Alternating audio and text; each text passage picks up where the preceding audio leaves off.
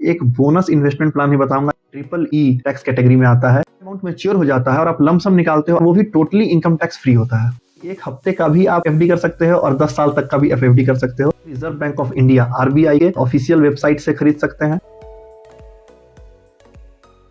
नमस्कार दोस्तों, मेरे चैनल फी8 finance and insurance by Anurag Tiwari पर आपका स्वागत है। अभी करंट जो ग्लोबल सिचुएशन बना हुआ है उसमें शेयर मार्केट कभी ऊपर कभी नीचे, कुछ भी सर्टेन नहीं है कि कब क्या होने वाला है। ऐसे केस में बहुत से लोग ऐसा ऑप्शन खोज रहे हैं कि मैं पैसे को ऐसे जगह पे निवेश करूं, ऐसे जगह पे इन्वेस्ट करूं जिससे कि मेरा पैसा रिस्क फ्री हो, मार्केट के अप एंड डाउन का उस पर कोई इफेक्ट ना पड़े। तो ऐसे ही कुछ ऑप्शन के बारे में आज मैं आपको डिटेल में बताने वाला हूँ जो बिल्कुल फिक्स रिटर्न देते हैं। मैं उनका सारा डिटेल दूंगा आपको कि आप उसे कहाँ खोल सकते हैं, कैसे खोल सकते हैं, उसका टेन्योर कितना है, आपका उस रेट ऑफ इंटरेस्ट कितना मिलेगा, टैक्स में कोई बेनिफिट है या नहीं है, एंड मिनिमम और मैक्सिमम कितना इन्वेस्टमेंट कर सकते हैं। क्योंकि फिक्स रिटर्न इन्वेस्टमेंट है, ये काफी अच्छा ऑप्शन सुनने में लग रहा है, लेकिन हर चीज की कुछ अच्छाई भी होती है, कुछ बुराई भी होती है। हम इसके जो भी फायदे और नुकसान है लास्ट में उसके ऊपर भी डिस्कस करेंगे। तो मैंने 6 मेन ऑप्शंस का लिस्ट बनाया हुआ है, उसके बारे में आपसे अभी शेयर करता हूँ आगे डिटेल में। और लास्ट में एक बोनस इन्वेस्टमेंट प्लान ही बताऊंगा जिसमें इस समय सबसे ज्यादा रेट ऑफ इंटरेस्ट चल रहा है और वो गवर्नमेंट ऑफ इंडिया का स्कीम है। इन सारे ऑप्शंस के बारे में डिटेल में जानने के लिए वीडियो को बिना स्किप किए लास्ट तक देखें, आपको सारे इन्फॉर्मेशन बहुत डिटेल में मिलेगा। तो वीडियो स्टार्ट करने से पहले चैनल को सब्सक्राइब करके बेल बटन को दबा दीजिए ताकि मेरे जो भी नेक्स्ट वीडियो अपलोड हो यूट्यूब पे सबसे पहले आप तक पहुंचे। तो आइए बिना देरी किए स्टार्ट करते हैं वीडियो को। फिक्स रिटर्न इन्वेस्टमेंट ऑप्शन में जो पहला नाम है वो है पब्लिक प्रोविडेंट फंड पीपीएफ का। इसे आप किसी भी मेजर बैंक्स, गवर्नमेंट या प्राइवेट या फिर पोस्ट ऑफिस में खुला सकते हैं। आप इसे ऑफलाइन जाकर के एप्लीकेशन फॉर्म भर के भी खुला सकते हैं या फिर ऑनलाइन अपने मोबाइल बैंकिंग के थ्रू या इंटरनेट बैंकिंग के थ्रू भी स्टार्ट कर सकते हैं। इसका जो टेन्योर है वो 15 ईयर्स का है। 15 ईयर्स में आपका पैसा मेच्योर होता है और अगर आपको और लंबे समय तक इन्वेस्टेड रहना है तो 5-5 साल के इंटरवल के लिए इनडिफिनिट टाइम जितना आपका मन करे उतनी बार आप इसको बढ़ा सकते हैं आगे। अगर मैं इंटरेस्ट रेट की बात करूं तो करेंटली इसमें 7.1% का इंटरेस्ट रेट चल रहा है। और इसकी अगर मैं टैक्स बेनिफिट की बात करूं तो ये ट्रिपल ई टैक्स कैटेगरी में आता है, यानी exempt exempt exempt. First exempt का मतलब कि आप जो प्रिंसिपल अमाउंट इन्वेस्ट करते हो उस पे आपको 80C के अंदर इनकम टैक्स में एग्जेम्पशन मिलता है। सेकंड, जो आप ईयरली इंटरेस्ट अर्न करते हो उसके ऊपर भी आपको इनकम टैक्स का एग्जेम्पशन मिलता है। फिर फाइनली जब आपका पूरा अमाउंट मैच्योर हो जाता है और आप लमसम निकालते हो, वो भी टोटली इनकम टैक्स फ्री होता है। अगर मैं मिनिमम इन्वेस्टमेंट की बात करूं तो वो 500 रुपए पर फाइनेंशियल ईयर है सिर्फ, और मैक्सिमम इन्वेस्टमेंट जो है वो 1.5 लाख पर फाइनेंशियल ईयर है, यानी 1.5 लाख से ज्यादा आप एक फाइनेंशियल ईयर में इन्वेस्ट नहीं कर सकते हैं। अब बात करते हैं लिस्ट में सेकंड नंबर के ऑप्शन का, जो है नेशनल सेविंग सर्टिफिकेट एनएससी। इसे भी आप मेजर बैंक्स में या फिर पोस्ट ऑफिस में आइदर ऑफलाइन और ऑनलाइन ओपन कर सकते हैं। इसके टेन्योर की बात करें तो इसमें 5 साल का लॉक इन पीरियड होता है और इसमें जो करंट इंटरेस्ट रेट चल रहा है वो पीपीएफ से ज्यादा है, 7.7% का चल रहा है। वो इसलिए क्योंकि इसका एक तो शॉर्ट ड्यूरेशन है प्लस इसमें टैक्स बेनिफिट कम है। तो आइए पहले टैक्स बेनिफिट जानते हैं इसके। इसमें जब आप प्रिंसिपल अमाउंट इन्वेस्ट करते हो उसमें आपको 1.5 लाख 80C का जो ब्रैकेट होता है उसमें बेनिफिट मिलता है। इंटरेस्ट अर्न करते हो वो री इन्वेस्ट हो जाता है नेक्स्ट ईयर, तो उस पर आपका कोई टैक्स नहीं लगता है। लेकिन जब आप मैच्योरिटी विड्रॉ करते हो 5 साल के बाद तो वो आपका टैक्सेबल होता है। अगर मैं मिनिमम इन्वेस्टमेंट की बात करूं, मिनिमम 1000 रुपीज का इन्वेस्टमेंट करना पड़ता है। मैक्सिमम इन्वेस्टमेंट का इसमें कोई भी ब्रैकेट नहीं है, आप जितना चाहे उतना इन्वेस्ट कर सकते हैं। फिक्स्ड रिटर्न का थर्ड ऑप्शन वो है जो ऑलमोस्ट आप सभी लोगों ने या तो कर रखा होगा या करने वाले होंगे या फिर पहले करके आपने विड्रॉ कर लिया होगा। जी हाँ, आप सही सोच रहे हैं, मैं फिक्स्ड डिपॉजिट एफडी की बात कर रहा हूँ। एफडी आप किसी भी बैंक्स में कर सकते हैं, पोस्ट ऑफिस में कर सकते हैं, स्मॉल फाइनेंस बैंक में कर सकते हैं। इस समय ऑनलाइन इन्वेस्टमेंट एप्स आ रहे हैं, ऑनलाइन प्लेटफॉर्म से बहुत, जहां आप इन्वेस्ट कर सकते हैं। कुछ नॉन बैंकिंग फाइनेंशियल कंपनीज होती हैं उसमें आप इन्वेस्ट कर सकते हैं और इसमें आप ऑफलाइन और ऑनलाइन दोनों का मेथड होता है। आज के डेट में आप दोनों तरीके से इन्वेस्ट कर सकते हैं। हालांकि ऑफलाइन मेथड अब हर जगह धीरे धीरे आउटडेटेड होते जा रहा है, तो आप ऑनलाइन कर सकते हैं। फिक्स्ड डिपॉजिट एफडी की अगर मैं टेन्योर की बात करूं तो इसमें 7 डेज से लेकर के 10 ईयर तक, यानी एक हफ्ते का भी आप एफडी कर सकते हो और 10 साल तक का भी एफडी कर सकते हो। अगर मैं इंटरेस्ट रेट की बात करूं इसमें तो ये वेरी करता है bank to bank, amount to amount, senior citizen है कि नहीं है। अगर हम 5 साल के एफडी की अगर बात करें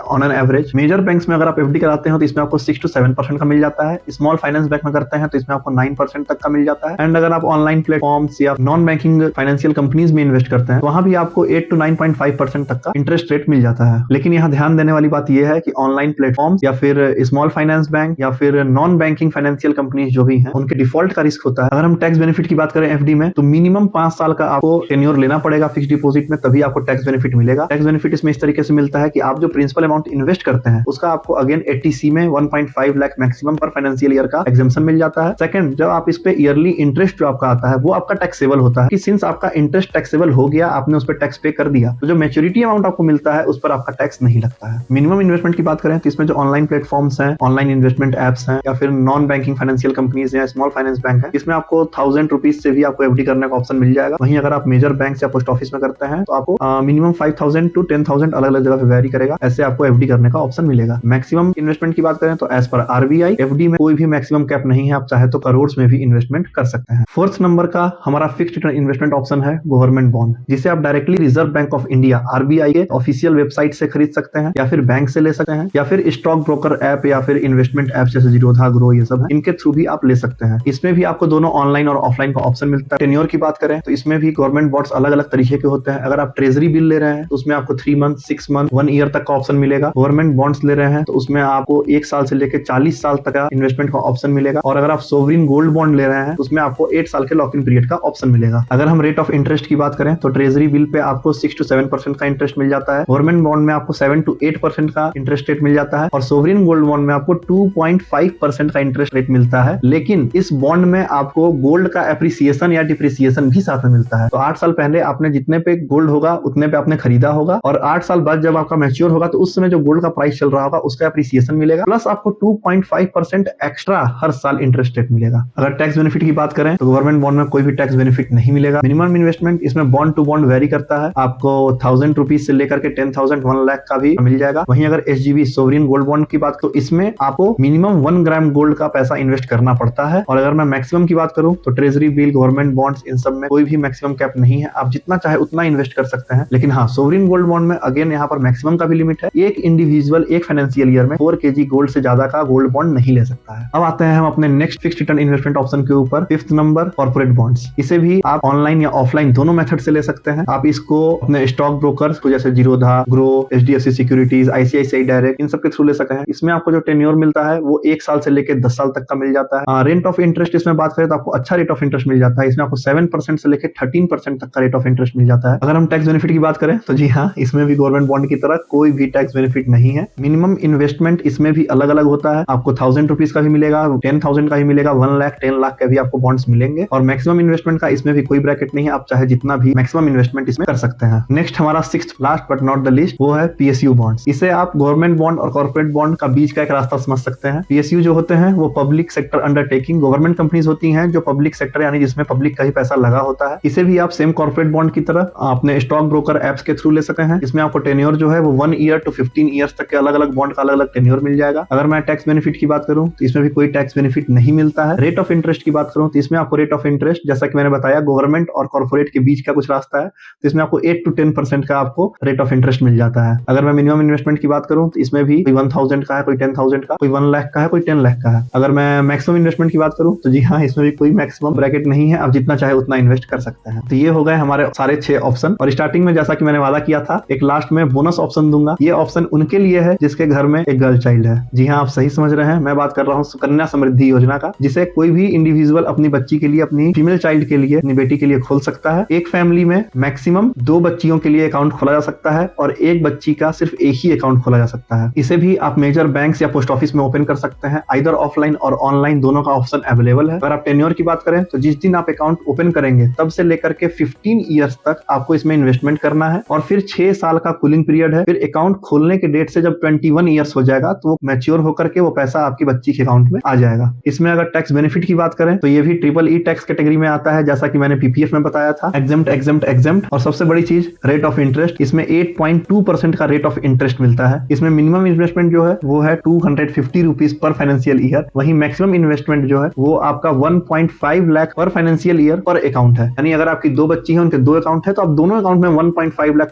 लाख पर फाइनेंशियल ईयर में सबमिट कर सकते हैं। तो ये हो गए हमारे सारे फिक्स्ड रिटर्न इन्वेस्टमेंट ऑप्शंस के बारे में डिस्कशन और उनके डिटेल्स। अब बात करते हैं कि फिक्स्ड रिटर्न इन्वेस्टमेंट ऑप्शंस जो हैं उसके क्या क्या फायदे हैं, क्या नुकसान है, और किसे इसे खोलना चाहिए, किसे इसमें इन्वेस्ट करना चाहिए। तो फायदे की बात करें तो आपका इसमें पोर्टफोलियो डाइवर्सिफाई हो जाता है। आप अपना कुछ पैसा ऐसे जगह लगा सकते हो जो शेयर मार्केट में नहीं है, किसी रिस्क से लिंक नहीं है। इसमें डायरेक्टली आपको गवर्नमेंट का बैकिंग मिल जाता है, आपका पैसा सेफ रहता है। सेकंड, इसमें टैक्स बेनिफिट्स आपको मिल जाते हैं, जैसे कि मैंने आपको बताया। थर्ड, वो लोग जो रिटायरमेंट के नजदीक हैं या ऑलरेडी रिटायर हो चुके हैं, जैसे हमारे सीनियर सिटीजन, तो वो अपने पैसे को अब रिस्क वाले जगह पर नहीं रखना चाहते हैं, नहीं इन्वेस्ट करना चाहते हैं, तो वो इन सारे ऑप्शंस में इन्वेस्ट कर सकते हैं, उनका पैसा ग्रो होता रहेगा। और अगर इसकी नुकसान की बात करें तो जी हाँ, जैसा कि आपने देखा, इसमें ऑब्वियसली बहुत ही कम रेट ऑफ इंटरेस्ट मिलता है as compare to share market and mutual fund, stocks investment. इसमें आपका पैसा जो है जितना इन्फ्लेशन बढ़ता है उसके आसपास रहता है या उसको 2-3% से बीट करता है। ये इसका नुकसान है। तो ये सारे डिटेल्स मैंने आपको बता दिए। अब आपको इस वीडियो के बारे में, इन्वेस्टमेंट ऑप्शंस के बारे में कोई भी डाउट हो, कोई भी क्वेरी हो, अपने मन में मत रखिए। उस क्वेश्चन को कमेंट में मुझसे पूछिए। मैं हो सके तो कमेंट में ही उसका आंसर कर दूंगा, या अगर मुझे लगता है कि काफी एलोबरेटिव एक्सप्लेनेशन होगा तो मैं उसके ऊपर एक वीडियो बना करके डाल दूंगा। लेकिन आप जरूर कमेंट में जाकर के क्वेश्चन पूछिए, और वीडियो को लाइक करना मत भूलिए, और चैनल को सब्सक्राइब कर दीजिए, बेल बटन को दबा दीजिए, ताकि मेरे नेक्स्ट सारे वीडियोस आपके पास सबसे पहले पहुंच जाए। और जितना हो सके मेरे वीडियो को अपने फ्रेंड्स के साथ, रिलेटिव्स के साथ व्हाट्सएप पे शेयर कर दीजिए, ताकि वो भी देख करके अपना जानकारी बढ़ा सकें। अभी के लिए चलता हूँ, जल्द ही नए टॉपिक पर वीडियो लेकर आऊंगा। तब तक के लिए सेफ रहिए, हेल्दी रहिए और बहुत ही खुश रहिए। जय हिंद, जय भारत।